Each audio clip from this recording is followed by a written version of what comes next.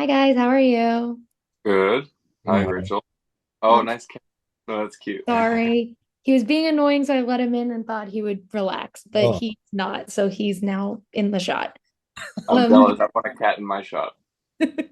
he's ay ay ay. But to start, what I really like about the show is I know the appeal has always been that we're actually getting to see a show that is shot in Japan and getting to see Japan come to life in a way that especially Western audiences haven't really seen. We've seen kind of either just Japanese films or we've seen like the Americanized or the Westernized version of Japan.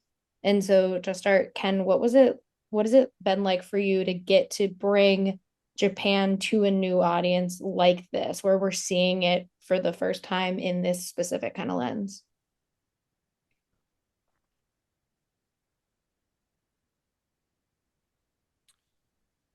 uh, just dark side in Japan. I do not want to show about that, just Yakuza or something, but it's a it's a very real society about 1990. Mm. Then just yeah, script writer JT has a great entertainment storytelling, then we could do the very real, authentic Japan to introduce to the world, right? Yeah. And Ansel, I think, you get to bring that American perspective kind of into the show. How has it been for you to get to not only shoot in Japan, but be kind of for a lot of the story, our guide into this specific world? Yeah, for me, I mean, it's been like an experience of a lifetime. I mean, to be able to come here and to learn so much from the culture, like as an American, I think I was able to learn patience from Japan, and I was able to learn uh, more, thinking about everyone around you more and respect in a way that in Japan, like you're really aware of everyone around you because it's such a small island. America is so wide that everyone thinks this is my space and it's my right to do whatever I want with it, kind of thing. So I, I'm really grateful for being able to spend time here and learn so much from Japan and from the people in Japan. Uh, and then for the show too, I thought that my role, as the American was to give a little bit of contrast and to sometimes act, as non-Japanese as I could, in ways that, especially in the beginning when I was here, uh, I didn't understand all the rules, and I would always ask why and try to question things and push back. But as I've spent more and more time here, I've started to realize that's kind of why things work so well here is that you don't ask why. You just follow the rules and respect them because somebody said that's the rule. And it makes things work really smoothly, and it takes a lot of stress out of life actually when you just accept whatever the rule is, you follow it. I love it. And Ken, I do think it's very fun watching you play a detective. I think like I've seen you in a lot of different things, and getting to watch you as a detective is so fun with a show like this. What about that character was so appealing for you as an actor? Um, just season two, its beginning, as Katagiri became more multi-dimensional in his approach to his duties and started to deal with his enemies more calmly because just my family has really threatened and then dangerous situation. Then uh,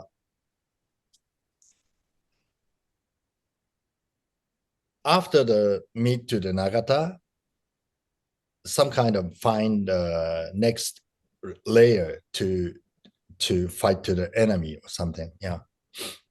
Yeah, and I do love to, Ansel, how we're starting this season pretty much like where we left off, and you are playing a reporter who's just kind of way in over his head at this point in trying to navigate everything going on with a character that is, it reminds me a lot of, I love Zodiac, and it reminds me a lot of that, and how it's, we have the police side and we have the journalists and everyone trying to work to figure this out.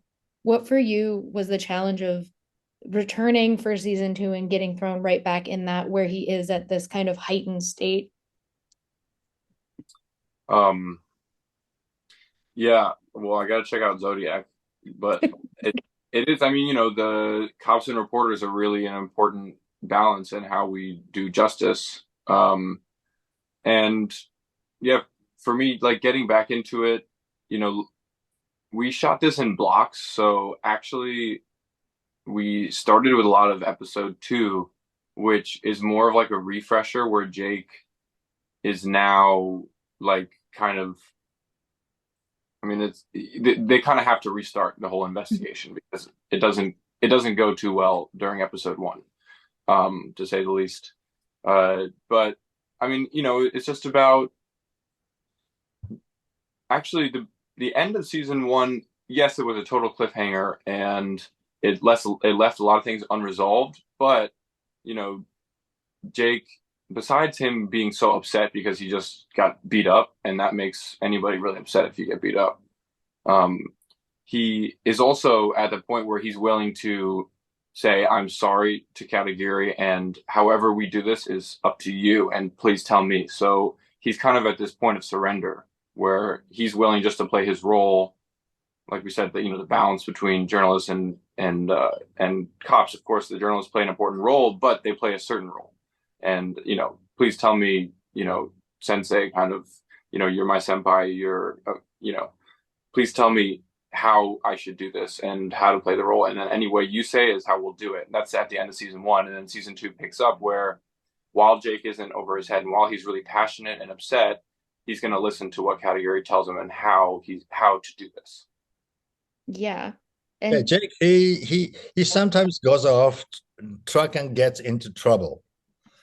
There's also this, you know, childlike pureness to him, and then that's a son to Katagiri as well as a friend and a junior co-worker or something, and then it's just sometimes, yeah, it's really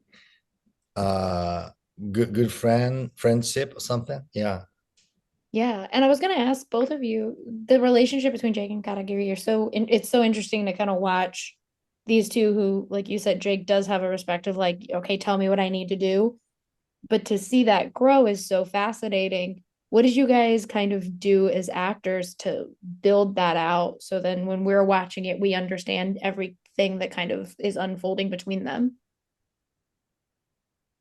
I mean, we have a good relationship, and obviously, I respect Ken a lot. As an actor, I always have, and it's been an honor to work with him. And I think that Jake really respects Katagiri as well. They're both obsessed with their work, which I think, mirrors us personally as well. We both are very into what we do. And at the same time, like here I am in a far off land.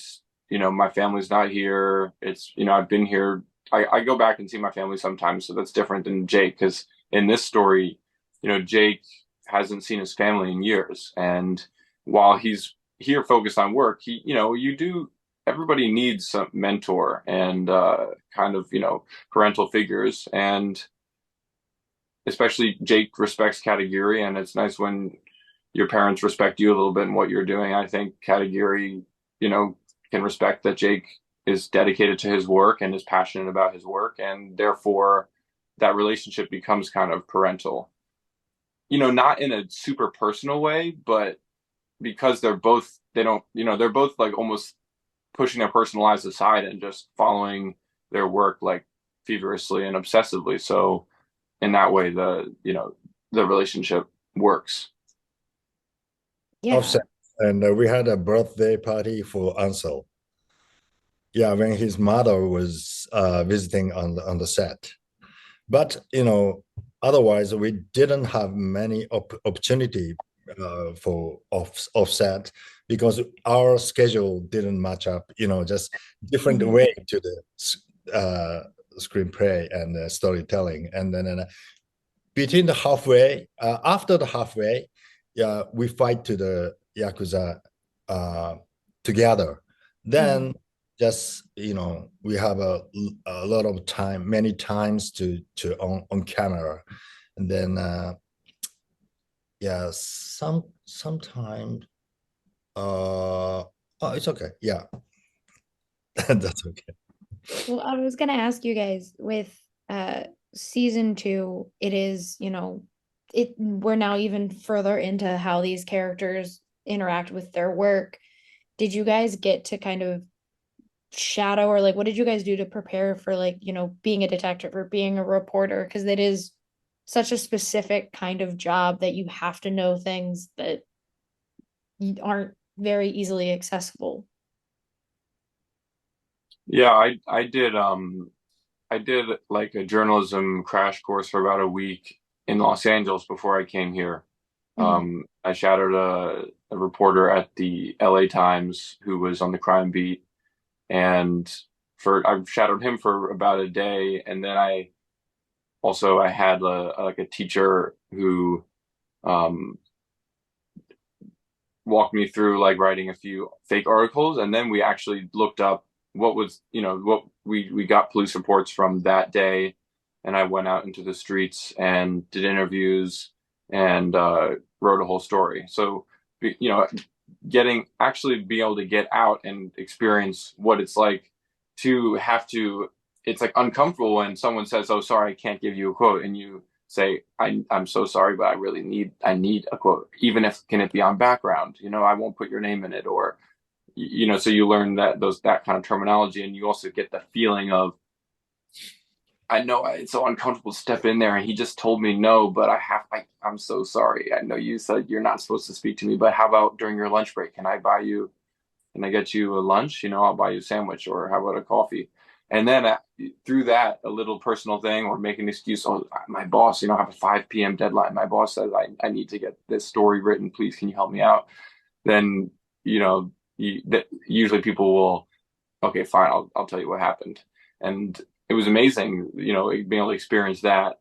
Uh, and, and then so that way I felt confident when, okay, now I'm a journalist on TV. And when I was in those situations, I was not only able to feel comfortable in the scene, but, on this show as a producer too. And, I was able to say, actually, I don't think this makes that much sense. And, speak with the writer about it.